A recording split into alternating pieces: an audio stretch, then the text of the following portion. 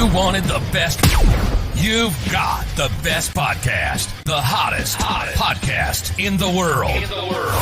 The Chris Voss Show. The preeminent podcast with guests so smart you may experience serious brain bleed. The CEOs, authors, thought leaders, visionaries, and motivators.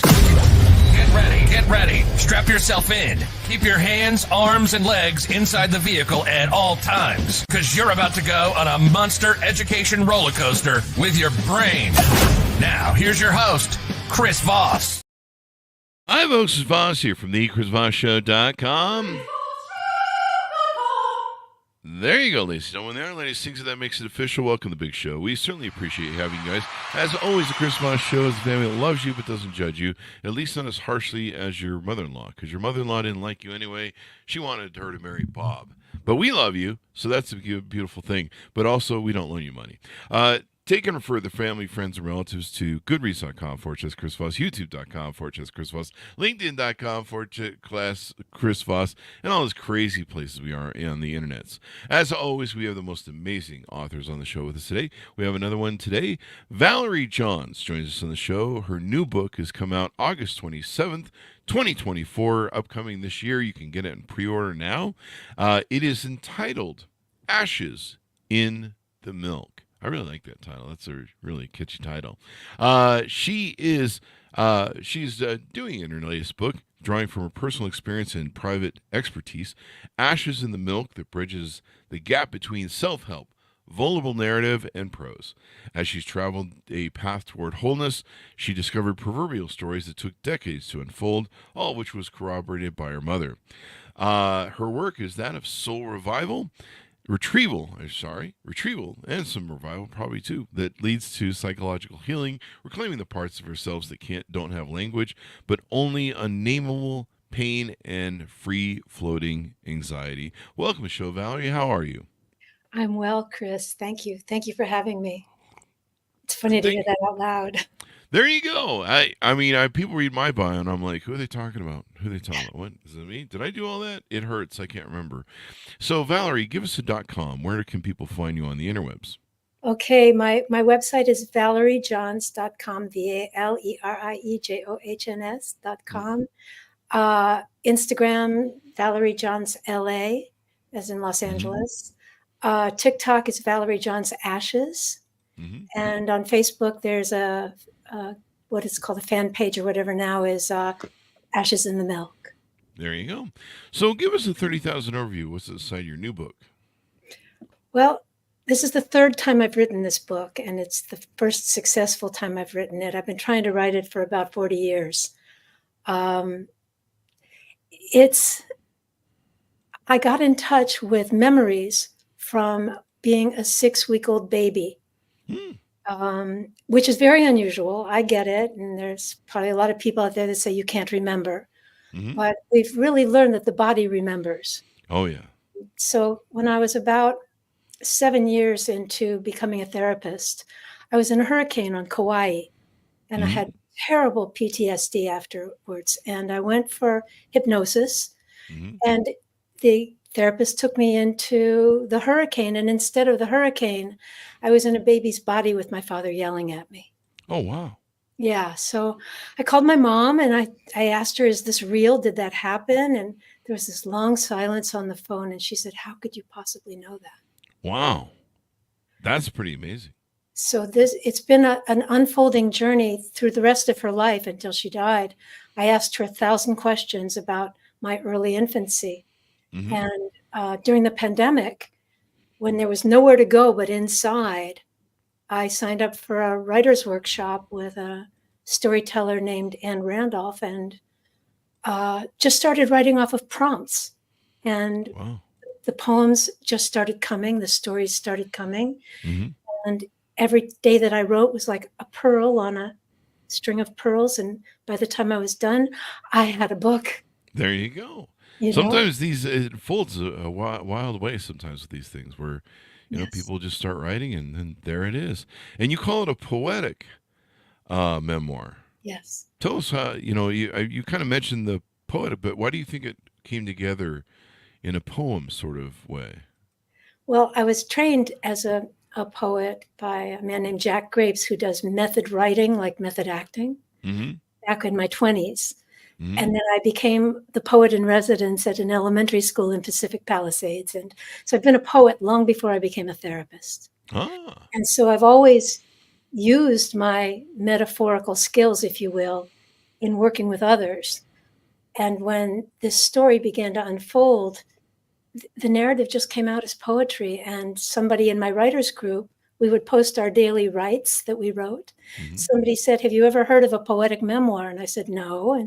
And he said, "I think you're writing one. Oh, wow. Keep going, keep going." And so I kept going. There you go. Keep going. Sometimes that's the best way through, is to just keep going and going and going. And now you've written it, and it's out, or it comes out on August 27th. The Tell us a little bit about your upbringing. Were you always writing? When did you finally kind of notice that you had a knack for writing? Well, in second grade, I wrote a poem, and Mrs. Best put it to music, and the class sang it. Hmm. And I was hooked. It was like, oh, I'm a writer. I'm a writer. I knew I was a writer. And right after I knew I was a writer, I was kind of like at the peak of my career, if you will, at 8 years old. Mm-hmm. A neighborhood teenager hit me in the face with a croquet mallet. Oh, wow. Yeah. That's So not cool at all. trauma, big Yeah. trauma at a time in life when we didn't know about traumatic brain injury. Mm-hmm. The Cubans pointed missiles at Washington, D.C. that year. Mm-hmm. And I couldn't do math anymore. Oh, wow. I couldn't focus. And so I got creative in order to get myself straight A's and kind of BS my way into life as a creative person, Mm-hmm. because I was somehow a little handicapped, a little behind Yeah. the 8 ball, and always felt like everyone else knew something, had been given like a key to like figure out how to be in the world, and nobody gave me a key. It was just, "You're fine, you're great. Mm-hmm. Thank God you didn't lose your eye."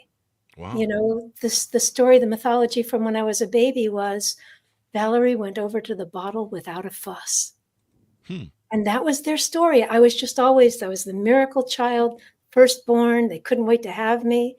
Mm-hmm. And so when I showed up as depressed and anxious, they were just like, "What's wrong with you? We made you a perfect life. Why Yeah. can't you be happy?" And I just was like this dark, tortured child, Yeah. writing dark, tortured poetry from third grade on. Trying to survive. Now, so Yes, you think you had traumatic brain injury then, huh? I'm pretty sure. Yeah, because I had Yeah. another one about 5 years ago now. I got thrown off Mm-hmm. of my horse on trail and Oh, no. knocked out cold. Yeah. I've had And friends that have gotten that. We've had people on the show that have written books about their traumatic brain injuries. One was their daughter, and it's a big deal. It changes people, and people can have a hard time in public. yeah, They can have a hard time functioning. It's yes, it's a really big deal, and so yeah, it's something that people struggle with, yeah. and it pretty much is for life too. It's something that Well, sticks with you. I don't know. I kind of feel like after the concussion 5 years ago, I Oh, really? started telling stories at the Moth. I did Uh, all of this internal work to oh, write this book. yeah. And I feel like through the dream work that I've done, I studied with a guy named Steve Eisenstadt, who started the Pacifica Graduate Institute Oh, in Santa wow. Barbara. And Stephen helped me, well, along with a cohort of about 70 or 80 people, unlock dreams that told stories about parts of ourselves that we had uh, didn't have conscious access to. Oh, wow. And so that is what arose through the poetry and into the book, where the weaving these dreams that got my baby back, that got my Hmm. 6-year-old was living inside a tsunami nightmare that I kept having. My 8-year-old was in there. My 19-year-old, when I almost died, and Hmm. I dropped my body at the bottom of the ocean when I was Wow. 19 years old, and I retrieved her through There doing you go. dream work. Some of the things about trauma is saving the child that you lost when you were a child. The trauma took away your childhood, sort of thing. Yes. I think. Um, That's my theory. But It oh, is. you did the moth thing. We've had the folks from the moth on for their book, and I think we had two or three of them on from the moth, the speaking series. How was that? It was being one of my comic friends at the improv used to call it being intimate with terror when you get on stage, With terror. It you sounds like know. my first 10 marriages. Yeah, my first two. But it's like you get up there and the spotlight's on you, and you've got 5 minutes to tell a story. And it's a fabulous audience. Those people Yeah. really want you to do well. And they're up on YouTube. They were a blast to tell. And then bang, the pandemic hit and Hmm. everything shut down. And so it went into a book. But it's all what I would call moth worthy stories. Hmm. Yeah. There you go. It's yeah, I think they have another book out. I think we're trying to book them for a second book that they have out, or they were coming on. They might be booked. I have to check, but yeah, they're really good at what they do. And those I'd never heard of the Moth series or anything.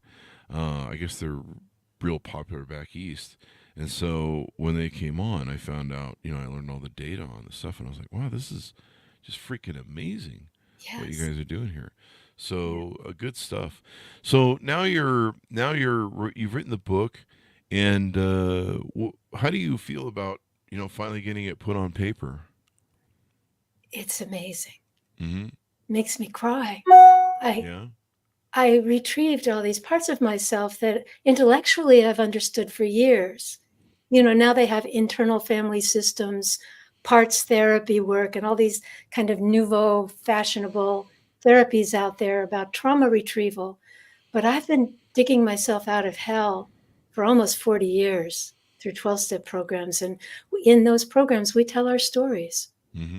And I've been telling that story and telling it, and this collection of it and making it into art Hmm. instead of it being just a boo-hoo trauma dump.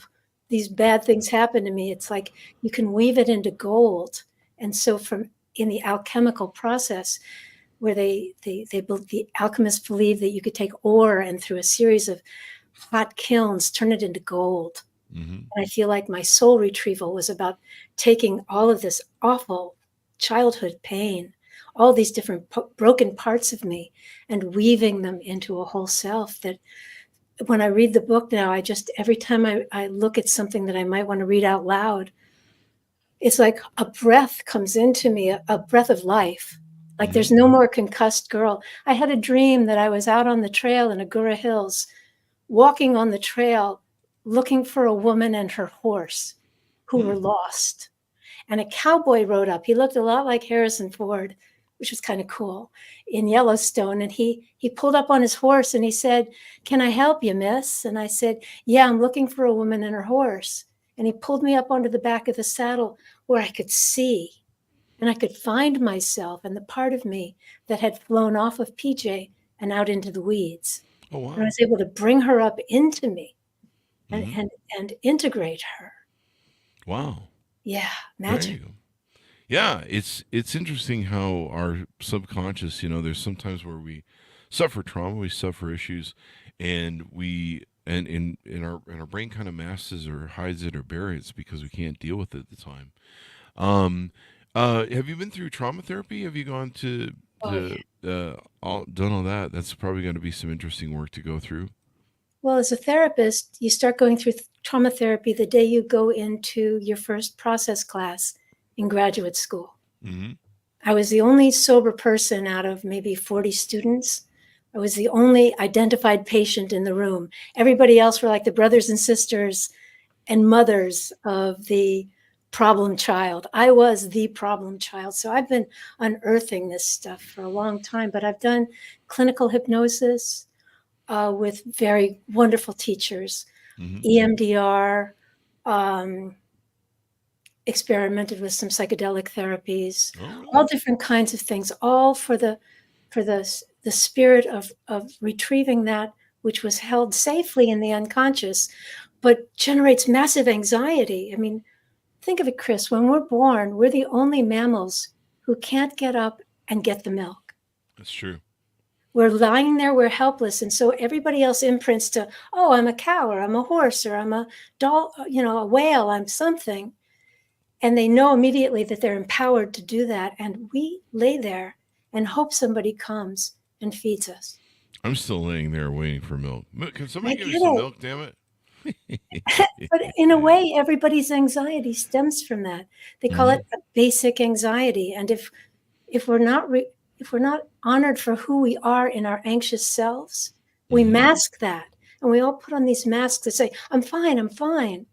You know, we have a saying in the 12-step program that fine. Can I cuss on here? Yes. Oh, Yes, go ahead. fine stands for fucked up, insecure, neurotic, and exhausted. I'm sorry, I shouldn't laugh at that, but that is brilliant. I Yeah. like that. So we should have named the podcast that. That should be my name badge or something. I don't know. So there you go. I like that. That's very funny. So as you went through this, when did you first get in touch with your 6-year-old self? I think it was. Oh, that's my favorite. When I was 6, I had a cowgirl outfit with a red skirt and a red vest with white fringe and red cowgirl boots and a 6-shooter. Mm-hmm. And back in those days, there was this man called the Market Man who came into neighborhoods and sold women eggs and milk and stuff, because nobody had 2 cars in those days. It was 1 car, and it went downtown with Dad to the Treasury Department every day, and we were stuck at home. So I went with a nickel, and I bought some gum, and I rolled it into a cigarette, and I went sashaying through the living room of my mother's house and leaned on the door jamb and took a drag off my cigarette and said, "Howdy, partner." She grabbed me by my arm and started spanking me. Wow. Spanking. And my mom was not a hitter. She was not a yeller.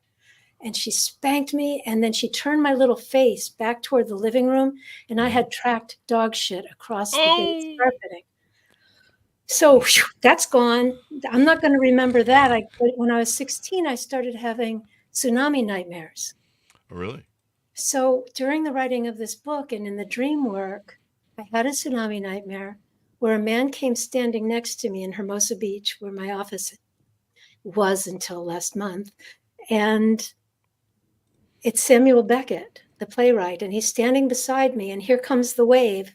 And I turn to run, and he says, "Can I help you?" Because there's a wall suddenly behind me, and I'm going to get hit with this wave. And I say no, and I wake up in a panic. Oh, wow. So when we tend the dream, we freeze the action. Mm-hmm. And when Beckett says, "Can I help you?" I said, "Yes, please." And I thought he was going to give me a boost over the wall, right? Because that's what he would do. He'd offered me his hands like a boost. Instead, he turned to the wave like Moses, I'm not kidding, and parted the wave. And out of that wave came a 6-year-old kid sobbing her ass off. Wow. And that was my little tsunami cowgirl. There you go. There she is. is. She was buried in the ocean right next to my 19-year-old self, who I left there when I almost died. Mm-hmm. I dreamed that I left my body at the bottom of the ocean, and I never thought to go back and get it. I think mine's until I wrote this book. There you go. Yeah. And this is part of the poetic things that you find in the book as you write about your life. Can trauma be healed? I think you touched on that. Do you really feel like it could be completely healed if it's given enough focus on and stuff? Well, there's an old Jungian analyst named James Hillman that was known for being the bad boy of psychology. Mm-hmm. And I'm kind of in his camp, where I think that we sell people the myth of arrival, that we're going to get you somewhere and you're going to be fine. But remember what fine stands for, right? Yeah. So it's a process. And I believe that it's a process that we're going to undergo, whether you believe in life after life or not, at least until they put you in the smokestack or in the ground. You're in a process unfolding into wholeness. Mm-hmm. And there's no shortcuts for that. Therapy helps. I've been in therapy on and off with multiple therapists. I've treated well over 200, 300 people in my career. It's been 33 years of seeing patients. Wow. Plus teaching. I taught graduate school students for 12 years. I treated 110 people inside one person with multiple personalities. And it's all a process. Even when she came together from 110, she came down to like 3 or 4 people, not into one person. Wow. Because we all have parts, like there's a part of me that wants to, a part of me doesn't want to go on podcasts. A part of me doesn't want to show my book. A part of me doesn't want to be that vulnerable. And another part of me says, you're grown up now. You can do this. Yeah, you can. It's Yeah. 2024. That's what I tell my child parts when Yeah. they go, we can't. I say, no, look at me. It's 2024, you guys. Good news. We made it. Yeah, you made it. Yeah. The great thing about telling your story is by sharing with other people that might have maybe had a similar journey or gone through similar things, they can sit there and go, "Oh wow, I see what's going on, and she has a way to get through this, Yes. so I can follow her lead." That's the great thing about sharing stories. I've told one of the stories that's everyone's heard from my past, where my dog one time died, had a seizure, and just immediately within 30 minutes was gone. And it just hit me like a ton of bricks. You don't think things are going to move that fast. And so I downed a pretty good load of vodka and kind of poured out my heart into a Facebook post. And I was like, oh God, no one's going to care about this. This is just so selfish and me, and blah, blah, blah, blah, blah. And everyone's just be like, oh, drama queen, Chris Voss, what are you doing? And in reality, I posted it and then went to sleep that night. I woke up the morning and it had touched so many people, and it still touches people. People still remember this day. And I had people that said, because of what I wrote, it helped them cathartically realize they had never gotten closure on their dog's death or their parents' death or someone in their family. I mean, it was just amazing how many people it touched. And I was just like, wow, I didn't know that, it seems selfish to share this story, but man, it sure touched a whole lot of people. And so, that's amazing how we can share our stories and help others.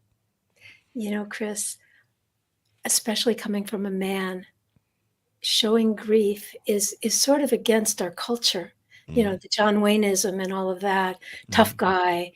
And so being vulnerable allows other people to grieve with you and to touch into their own grief. I mean, what I tell my patients all the time is that a death of any kind is like an earthquake, and then there's a tsunami. Mm-hmm. And inside the tsunami is every loss you ever suffered that Mm-hmm. you didn't grieve because you had to pull it back together to go to school or to go to your wedding or to take care of your kids or whatever you were doing. You had to set yourself aside and carry on. Mm-hmm. And that grief eventually is going to bite you on the butt one way or another. I mean, in the pandemic, 3 months after we went into sheltering, Mm-hmm. my horse PJ wrecked himself and had to be put down. Oh no. And I'd never chosen death for my 2 dogs died at home naturally. They died, and I grieved them fully, but I had to choose PJ's death. And then 14 months later, my horse that I'd had for 25 years wrecked himself and had to be put down. And I thought the grief was going to kill me. Mm-hmm. But the outpouring of support and love when you share your grief with others brings like waves of healing back to you. So it's not just bodies and grief and sad and all the times you had to move as a kid or whatever you did. All of those count as losses, and they come back in, and you share them. And I wouldn't say you're healed permanently, because the next dog, the next horse, the next friend, Mm-hmm. the tsunami is going to bring back some of the same losses. Yep. But we Yep. get better at it. We get better at it. I know now, after my horse Bodhi died, and I thought it would break me. Mm-hmm. The survival that you do after something like that then helps others. They see you and go, wow, she's still standing. Mm-hmm. Right? She survived. I can survive. Exactly. Yep. The stories, I always say too, the stories are a fabric of our lives. I mean, we have good, bad stories. We have stories really of survival, cathartic moments. And these are the stories that happen to us. And in doing so, we learn and grow from them. And so they really are us. I mean, you may not like all your stories, but they really are who you are when it really comes down to it. Because if you didn't have some of these stories, you probably wouldn't be the person you've developed into today. And I think some people believe that there's people in this life that get a free pass, that they just soar through life and it's a perfect ride, like movie stars or something. They're like, oh, nothing bad ever happens to them. And when in reality, it seems like everybody seems to go through things that are challenging to themselves and that they're going to struggle with. And yeah, it's just one of those things. Now, you talk about 12-step programs, recovery programs on trauma. Um, do you think you could have done this without giving up drinking and drugs or other obsessions? Not a chance. Mm-hmm. Think of it Did you this have to way. do that? Were you having issues with that, or have you seen Oh that in other yeah. people that you've worked with? No, when I was 19, when I turned 20 in the hospital and they put me back together again, Mm-hmm. I went straight into a bar and I played music in bars and I just kept running. I dropped out of school and I moved to Hollywood from Washington, D.C., and I drank and drugged my way through my 20s. I Wow. always say people took a gap year, I took a gap decade, Wow. just trying to outrun the trauma. And when it finally caught up with me, I hit a bottom. I hit a bottom where a voice inside me said, if you keep going tonight, you're going to die. Mm-hmm.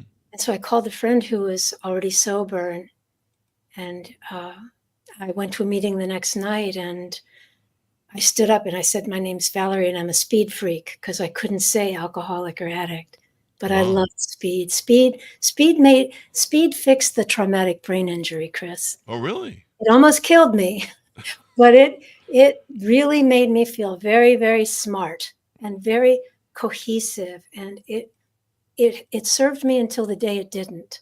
Mm-hmm. And when I said that out loud, I sat back down in my chair with this little newcomer chip, and people's hands just came and held my head and my neck and my shoulders. I've never been hugged so much in my whole life as that night. There you go.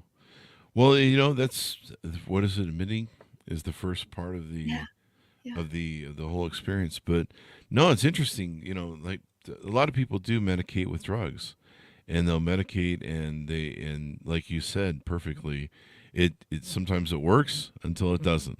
And there's that always that you're always chasing that high with drugs and alcohol and everything else, and it's never as fun as the first time, and you're always just trying to make it work, and you just eventually you can never get to it. I did a thing where I drank pretty heavy for a good 20 years of my life. I mean, I didn't have a drinking problem per se with addiction, but I drank pretty heavy and abused myself. And I was like, hey, I'm gonna tie one on for the night before I go to bed, and I'll sleep better. You don't sleep better. It's just dumb. It's just a con job you're telling yourself. And so, these are the things you go through, and you just realize that hey, you need to change your life. So did things really start to improve for you at that point? Yeah, I finished my Mm-hmm. bachelor's degree. I thought I was going to go get a MFA in poetry, but I didn't get into the only MFA program in driving distance at the time. There's 6 applicants a year. So I got on my knees and I said to the universe, like, what the do you want from me? What would you have me do? And a voice as loud as like LAX calling the flights, Mm-hmm. he said, call the Jung Institute. And I'd read Carl Jung as a teenager, but you couldn't be a Jungian back then. You had to have an MD. And there was no way that this brain was going to go to medical school. Mm-hmm. So I called the Jung Institute and I said, so what do I need to be a Jungian therapist? And they said, go get a master's degree in clinical psych. So Wow. I was enrolled that fall, and Wow. going through the clinical psychology program at Antioch, LA, was like a deep excavation into my own stuff, so that I could then be with the stuff of other people. Ah. So I've been developing. When I would teach psychology, I would always say, like, here's the ego, and here's you living over here, and all of your defenses, and it doesn't want you to go through pain. It goes, I don't want this. I want to go over here and have a drink, go over here and eat a sleeve of Oreos, go over here and Sleep. sleep with someone else's husband, go over here and go shopping, go scrolling, go. anywhere but here. Mm-hmm. And when you go through the pain, and my pain had no words, it was just capital T, capital P, I'm hurting. Mm-hmm. But when I went through that pain enough times, there's a real self on the other side of it.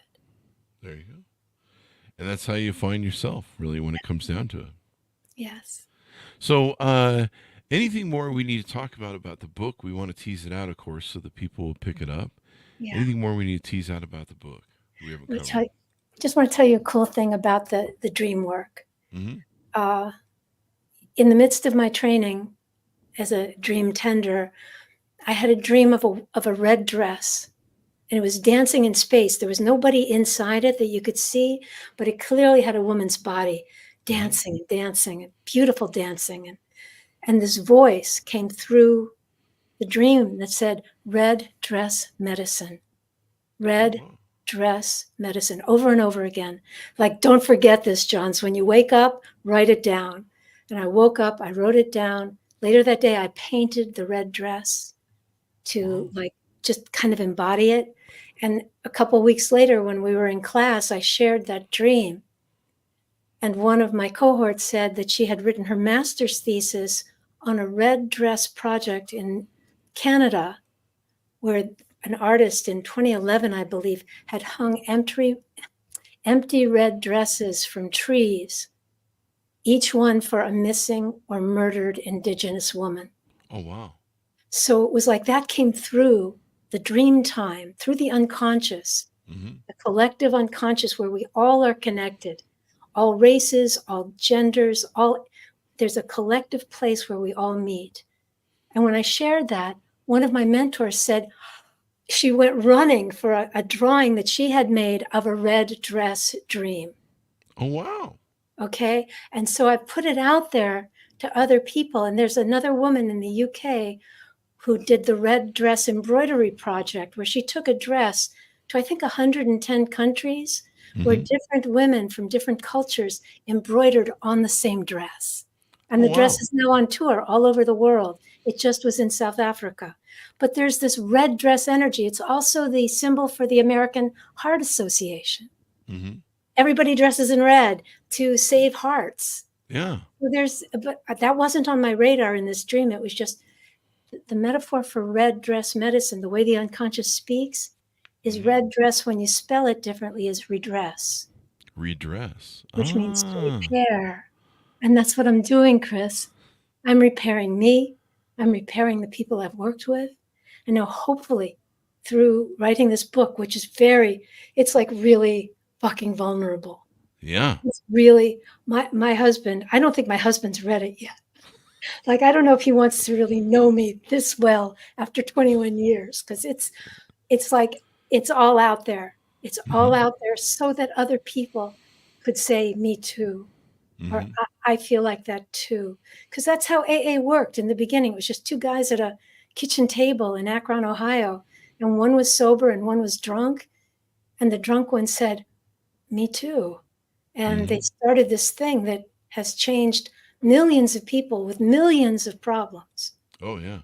And that's really what my book, I couldn't have written it without sponsors and mentors and a huge cohort of people that I have in my phone to reach out to and say, I'm not feeling good today. No, I never feel like drinking anymore, but I sure feel like eating cookies. And I can't eat cookies like a lady either. That's been off the, you know, I mean, everybody's got something to take the edge off. And my message is sit on the edge. Sit on the edge. Come to the edge. Old Irishman wrote a poem that said, the master said to the people, come down to the edge. And they said, we can't, we'll fall off. And he said, come down to the edge. And they said, no, we're scared. And he said, come down to the edge. And they came down to the edge and he pushed them and they flew. Wow. They flew, Chris, they flew. That's what happens when you come down to the edge. There you go. That should be a t-shirt or make a great book title. Or what else? Coffee mug. That was the other thing I was thinking. Yeah. And I like the red dress. What was it called? Something red dress? Red dress medicine. Red dress medicine. That would make a great novel. Yeah, that's next. That's my next book. Oh, is it? Okay, there you go. Yeah, on the fourth draft. There you go. I like that. That's a great title. Thank you. I mean, it just evokes great images. We've had a lot of novelists on the show with these cool titles that are just you're just like, yeah, that's really cool. And yeah, that would be awesome. So, give us your final pitch out to people to pick up the book wherever fine books are sold Oh, and in your oh .com. yeah, of course. Geez, forgot that part. It's on Amazon and Barnes and Noble and every place that books are sold online. Mm-hmm. Pre-order till August 27 when it'll be in the mail to you. And the ebook is available now, I think, on every single ebook platform. It's available in India.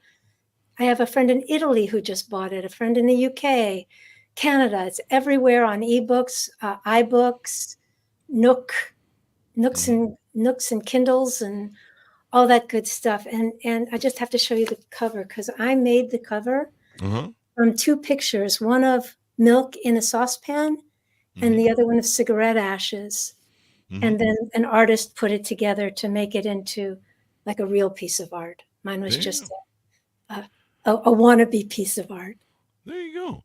Well, congratulations on your first book. This was always fun. When you get it published, I mean, you've got it published technically, but man, when you cross the bridge and you start seeing the sales of the book go out and people start commenting on it, it's a lot of fun.